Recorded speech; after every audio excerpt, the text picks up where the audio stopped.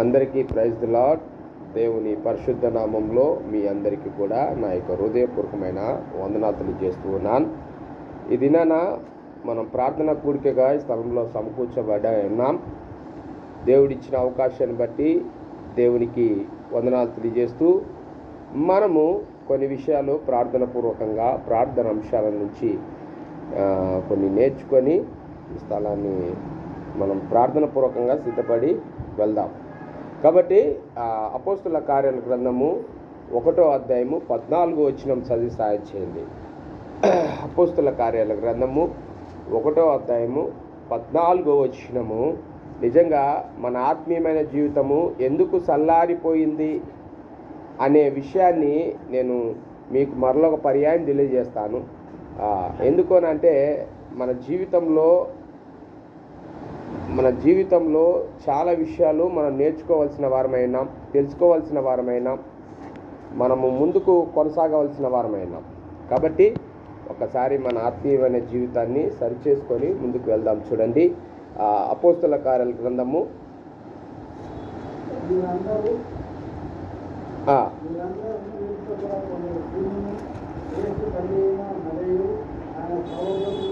అపోస్తుల కార్యాల గ్రంథము 1వ అధ్యాయము 14వ వచనం.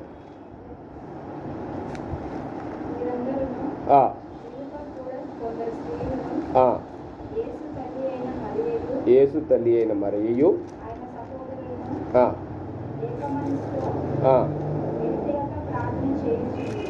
ఎడతెగక ప్రార్థన చేయుచుండెను కదా. ఏక మనసుతో ప్రార్థన చేస్తున్న విషయాన్ని మనం ఇక్కడ చూస్తూ ఉన్నాం. ఇది ఎప్పుడు జరిగింది, ఎక్కడ జరిగింది కదా.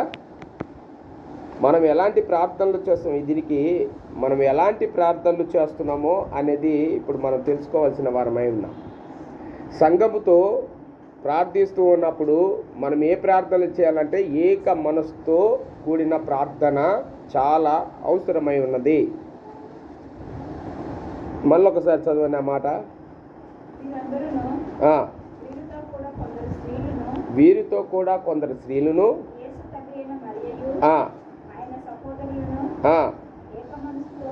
ఏక మనసుతో ఎడతెగక ప్రార్థన చేయుచుండెను.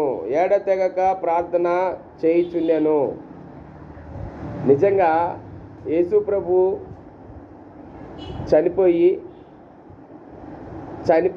చనిపోయిన తర్వాత, సిలువ వేయబడి చనిపోయిన తర్వాత విజ్ఞాపన ప్రార్థన చూస్తూ ఉన్నాం కదా. అప్పుడు దేవుని ఇప్పుడు ఒక పెద్ద వేదనలో, బాధలో ఉండాలి. కానీ అక్కడ ఎందుకనే రాయబడ్డది, యేసు తల్లి అయిన మరియు కదా. ఇంకా కొంతమంది అందరు కూడా చేరి ఏక మనసుతో ప్రార్థన చేస్తున్నారు. ఇప్పుడు ఆడ సంతోషం కలిగిందా, బాధ కలిగిందా కదా. ఎందుకు సంతోషం కాదు. అక్కడ ఇప్పుడు భౌతికంగా మనం బాగా లేచి వెళ్ళారు కాబట్టి ఈరోజు సంతోషంతో ఆ స్థలంలో ప్రార్థన ఏక మనసుతో చేస్తున్నారు.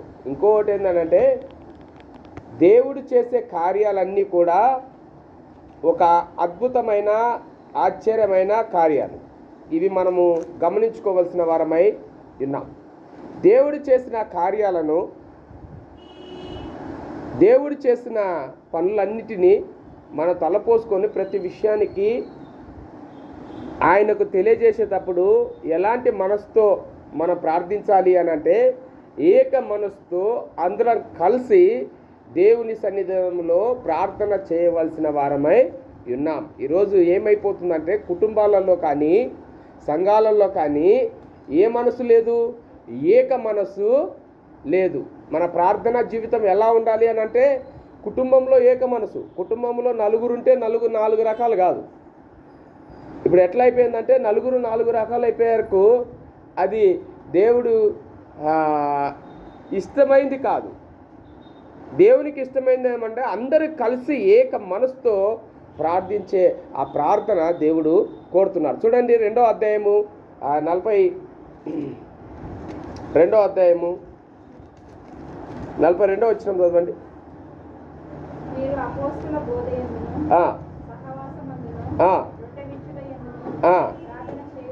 ప్రార్థన చేయుట యందును ఎడతెగక ఉండిరి. మీరు అపోస్తుల బోధ ఎందును, సాహసం ఎందును, రొట్టె విరుచుట ఎందును, ప్రార్థన చేయుట ఎందును ఎడతెగక ఉండిరి. ఎందుకున్నారు? ఏక మనసుతో ప్రార్థన చేసినప్పుడు కదా, అందరూ ఏక మనసుతో ప్రార్థన చేసినప్పుడు వీరందరూ కూడా ఏక మనసుతో ప్రార్థన చేసిన వీరందరూ కూడా ఎలా ఉంటారు అని అంటే, వీరందరూ అపోస్తుల బోధ ఎందును, సావాసం ఎందును, రొట్టె విరుచుట ఎందును, ప్రార్థన చేయుట ఎందును ఎడతెగక ఉంటారు. ఇప్పుడు ఎడతెగక ఉండే వారందరూ కూడా ఎలాంటి వారో ఒక్కసారి మనం ఆలోచన చేయాలి. ఎందుకనంటే ఒకరు విశ్వాసంతో ప్రార్థన చేస్తూ ఉంటారు. కుటుంబంలో నలుగురు ఉంటే నలుగురు 4 రకాలుగా ఉంటారు. సహకరించలేం, ముందుకు కొనసాగలేం, ముందుకు రాలేము. కాబట్టి మనకు అప్పుడే అర్థమైపోతుంది ఏ విషయంలో అంటే మనం అందరం కలిసి ఏక మనసుతో దేవుణ్ణి స్తుతించలేకపోతూ ఉన్నాం. కాబట్టి దాన్ని మనము మన ఆత్మీయమైన జీవితంలో సరిచేసుకోవాల్సిన వారమై ఉన్నాము. చూడండి 1 తెస్సలోనిక ఇంకొక మాట దానికి జతపడతాను. చూడండి 5వ అధ్యాయము 15వ వచనం చూడండి.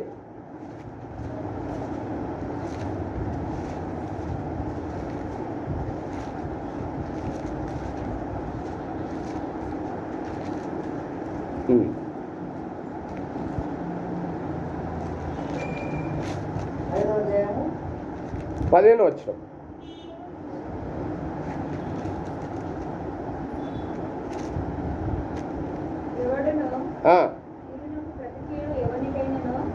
కీడునకు ప్రతి కీడు ఎవరికైనాను చెయ్యకుండా చూచుకొనిడి. మీరు ఒకని ఎడల ఒకడును మనుషులందరి ఎడలను ఎల్లప్పుడూ మేలైన దానిని అనుసరించి నడుచుకొనిడి. ఎల్లప్పుడూ సంతోషముగా ఉండుడి. ఎడతెగక ప్రార్థన చేయుడి. ఎల్లప్పుడూ ఏం చేయాలా? ఎల్లప్పుడూ సంతోషంగా ఉండాలా, ఎల్లప్పుడూ ప్రార్థన చేస్తూ ఉండాలి. ఈరోజు మన ఆత్మీయమైన జీవితంలో కోల్పోయిన విషయం ఏంటి అని అంటే ప్రార్థన జీవితం. ఈరోజు సమస్యలు, ఇబ్బందులు, ఇరుకులు అన్నీ మన కుటుంబాలలో జరుగుతూ ఉన్నాయి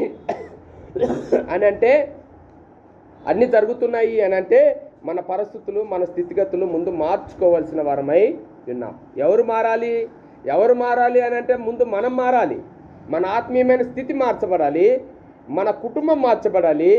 అనంతరము మన ఆత్మీయమైన జీవితంలో దేన్ని దేవుడు చేయమన్నాడో, ఏది దేవునికి ప్రీతికరమో, ఏది విశ్వాసకరమైన కార్యాలో దాన్ని అనుసరించి ముందుకు కొనసాగాలి. కాబట్టి ఈ విషయాలను మనము గమనించుకొని ముందుకు వెళ్ళవలసిన వారమై ఉన్నాం. చూడండి అపోస్తల కార్యాల గ్రంథం 12వ అధ్యాయం 5వ వచనం ఒక మాట తెలుసా అండి.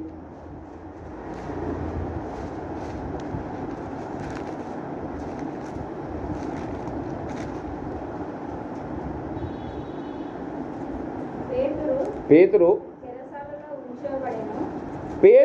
చెరసాలలో ఉంచబడెను. సంఘమంతా అతని కొరకు ఏ ఆసక్తి? అత్యాశక్తితో దేవునికి ప్రార్థన చేయుచుండెను. ఏ శక్తి అది? ఎందుకు వచ్చింది ఆసక్తి? ఎందుకు వచ్చింది అత్యాశక్తి అని అంటే వీరందరూ కూడా ఏక మనసుతో ప్రార్థన చేస్తున్నారు కాబట్టి ఆసక్తి కలిగింది. వీరు ప్రార్థన చేయకపోతే ఆ సమస్య గురించి వీళ్ళు ప్రార్థన చేసేవారు కాదు. ఎందుకు వీళ్ళు ప్రార్థన చేయడానికి వీళ్ళు సిద్ధపడ్డారు అని అంటే వీరు ఆత్మీయమైన జీవితంలో ఏక మనసు కలిగి ఉన్నారు. అపోస్తుల కార్యాల గ్రంథంలో చూసినట్టు అపోస్తుల బోధ యందు, సాహసమందు, రొట్టె విరుచుట యందు, ప్రార్థన చేయటం యందు ఎడతెగక ఉన్నారు. వీరు ఇప్పుడు ఏం చేస్తుంది, అత్యాశక్తి కలిగి ఎవరి కోసం ప్రార్థన చేస్తున్నారంటే, ఎవరి కోసం ప్రార్థన చేస్తున్నారు? పేతురు కొరకు. పేతురు ఎక్కడున్నాడు? చెరసాలలో ఉన్నారు. ఆ చెరసాలలో ఉన్న ఆ పేతురు కోసము ప్రార్థన చేస్తున్నారు. ఇప్పుడు ఎందుకు పేతురు కోసం అందరు కలిసి ప్రార్థన చేస్తున్నాడు? ఆ సంఘమంతా అత్యాశక్తితో ప్రార్థన చేయగా చెరసాల పునాదులు కదా, ఒక అద్భుతం. అందుకనే ప్రార్థనలో చాలా గొప్ప కార్యాలు ఉన్నాయి. ప్రార్థన అందరము ఏదో వచ్చినాం కదా పోయినామన్నట్టు ఉండకూడదు. ప్రార్థనలో శక్తి ఉంది, ప్రార్థనలో బలం ఉంది. ప్రార్థనే మన ఊపిరి. ప్రార్థన ద్వారానే మనం అనేకమైన కార్యాలకు పొందుకోగలుగుతాం. ప్రార్థన ద్వారా దేవుడు మన జీవితాలలో అద్భుతాలు ఆశ్చర్యకార్యాలు చేస్తాడు. మనమే అవిశ్వాసంతో ఉంటే ఇక మనకున్న కార్యాలు ఎలా నెరవేర్చబడతాయో చూడండి కదా. అందుకనే ఇక్కడ చెప్పినట్లుగా మనము కదా ఏక మనసుతో ప్రార్థన చేయాలి కదా, ఎడతెగక ప్రార్థన చేయాలి, అత్యాశక్తితో ప్రార్థన చేయాలి. యాకోబు రాసిన పత్రిక, యాకోబు పత్రిక 5వ అధ్యాయం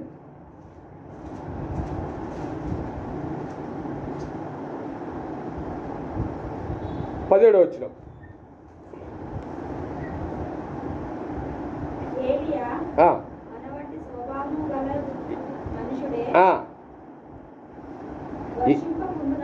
వర్షింపకుండునట్లు అతడు ఆసక్తితో ప్రార్థన చేయగా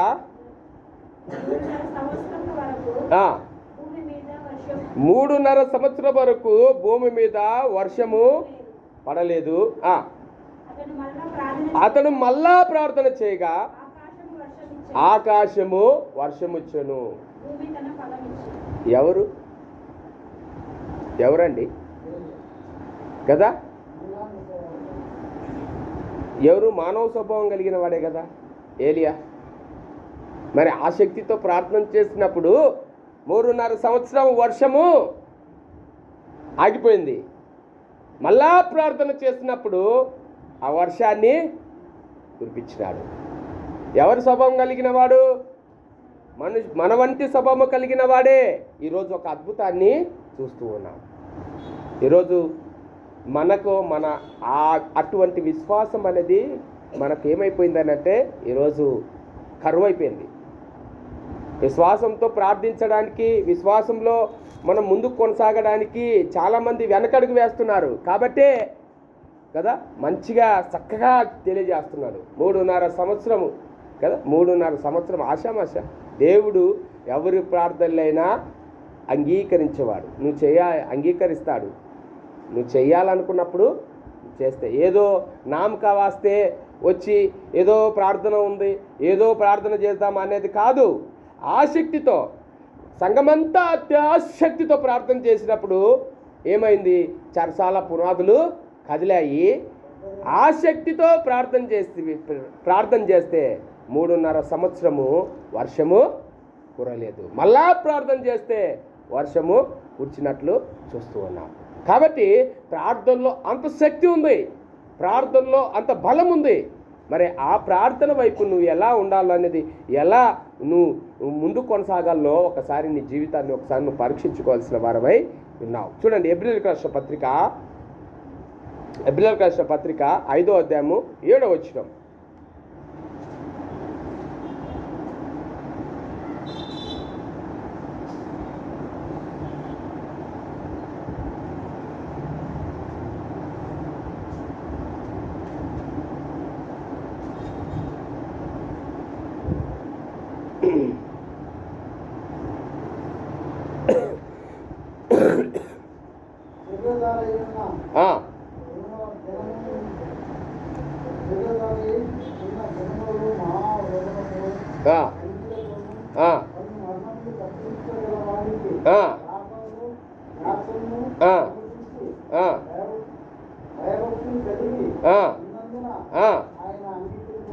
ఆయన అంగీకరించబడెను. చూడండి, మరలా చదవండి.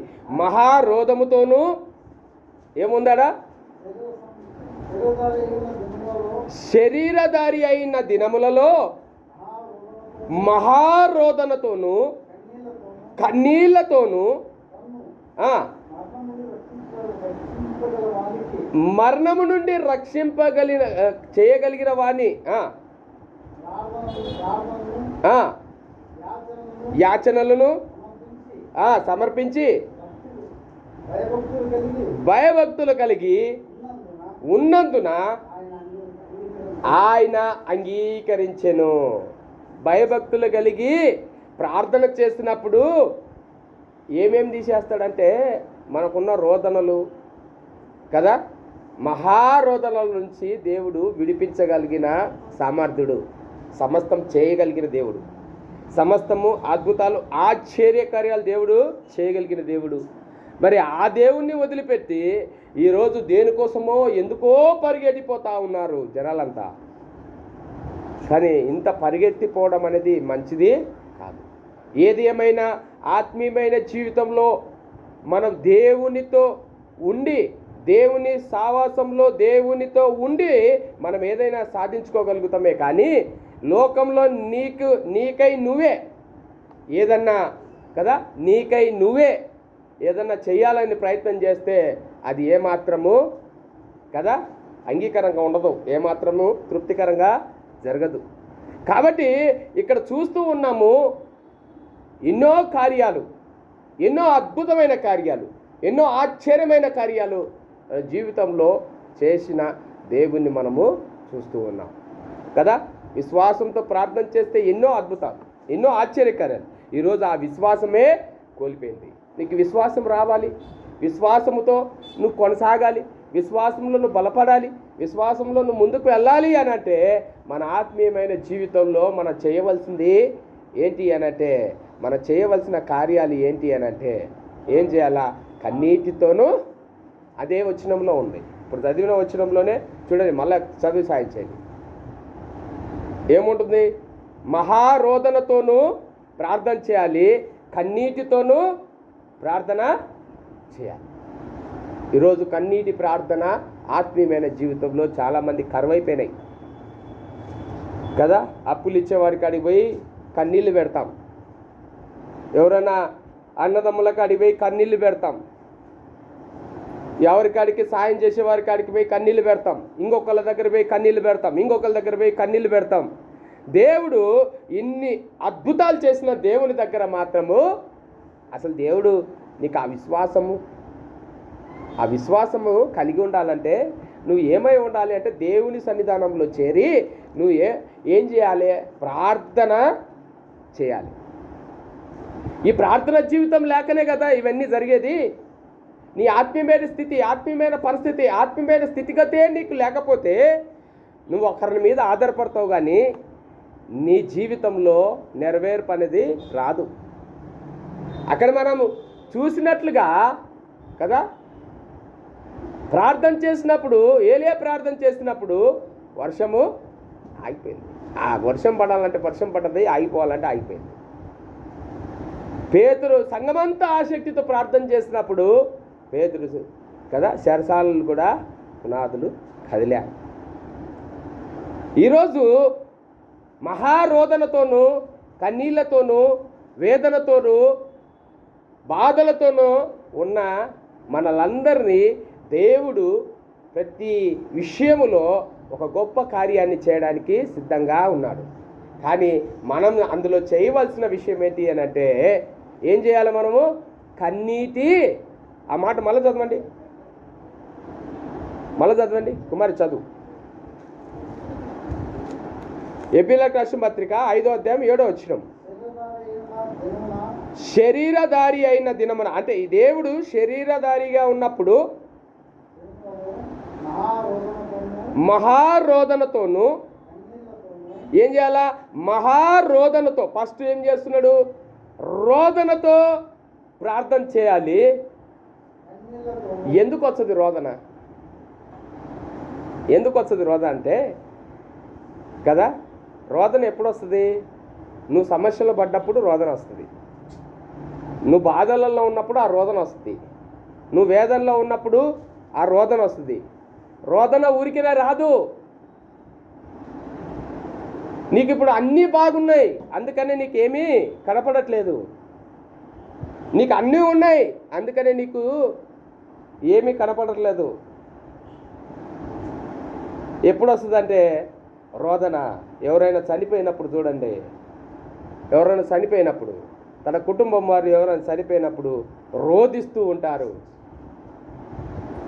మహారోదనలోను కన్నీళ్లతోనూ తన మరణము నుండి ఎవరిని తన మరణము నుండి రక్షింపగల వానికి ప్రార్థనలను యాచనలను సమర్పించి భయభక్తులు కలిగి ఉన్నందున ఆయన అంగీకరిస్తాడు.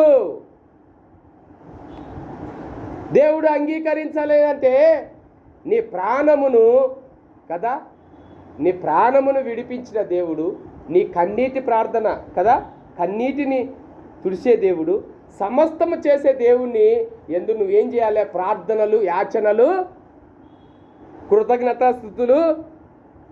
ఈరోజు ఏదన్నా ఒకటి జరిగితే మనిషి ఫస్ట్ ఏదన్నా ఒకటి జరిగితే ముందు ఏం మర్చిపోతామంటే దేవుని సన్నిధే మర్చిపోతాం, ప్రార్థన జీవితాన్నే మర్చిపోతాం, ప్రార్థననే మర్చిపోతాం.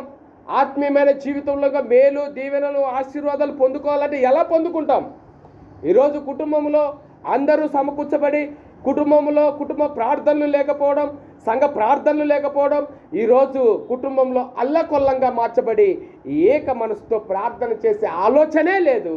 ఈరోజు కుటుంబాలు నెమ్మదిగా ఉండమంటే ఎలా ఉంటాయి? ఎలా దీవించబడతారు? ఎలా ఆశీర్వదించబడతారు? ఇంక మరి కుటుంబంలోనే కరెక్ట్ లేకపోతే, ఏక మనసే వీళ్ళకి అందరికీ లేకపోతే, వీరు అపోస్తుల బోధ యందు, సావసమందు, రొట్టె విడిచిటందు, ప్రార్థన చేయటందు వీళ్ళు ఎలా ఎడతెగక ఉంటారు? మరి ఈ 4 అంశాలలో ఎడతెగక ఉండాలి కదా. నిన్ను దీవించాలన్నా, నిన్ను ఆశీర్వదించాలన్నా, నువ్వు చెప్పిన కార్యాలు జరగాలన్నా కదా, నువ్వు ప్రార్థన చేస్తే ఒక అద్భుతం జరగాలన్నా, నీ రోదనల నుంచి కదా, మహారోదనల నుంచి, నీ చావు నుంచి విడిపించి నీ కన్నీటి బాష్పములను తుడిచిన దేవుడు, నిన్ను శాప పాపం నుంచి విడిపించిన దేవుడు, అన్ని విషయాల నుంచి నిన్ను తప్పించిన దేవుణ్ణి నువ్వు గమనిస్తేగా మరి ఆ వేదన నుంచి నీ తప్పించబడేది, నీ శోధన నుంచి తప్పించబడేది, నువ్వు జరిగిన ప్రార్థనలు చేస్తే అద్భుతాలు, ఆశ్చర్యకారాలు జరిగేది. నువ్వు ఎప్పుడైతే నీ ఆత్మీయ జీవితాన్ని కోల్పోయి నువ్వు ఉన్న పరిస్థితి మంచిది కాక, నువ్వు ఉన్న పరిస్థితి స్థితిగతులు సరిచేసుకోక నువ్వేం నష్టపోతున్నావు అంటే నీ ఆత్మీయ జీవితంలో చాలా నష్టపోతూ ఉన్నావు. కాబట్టి ఈ రాత్రికాల సమయంలో మీకు నేను జ్ఞాపకం చేసేది ఏంటి అంటే, మన ఆత్మీయ జీవితంలో మనమందరం కుటుంబంగా కావచ్చు, సంఘంగా కావచ్చు,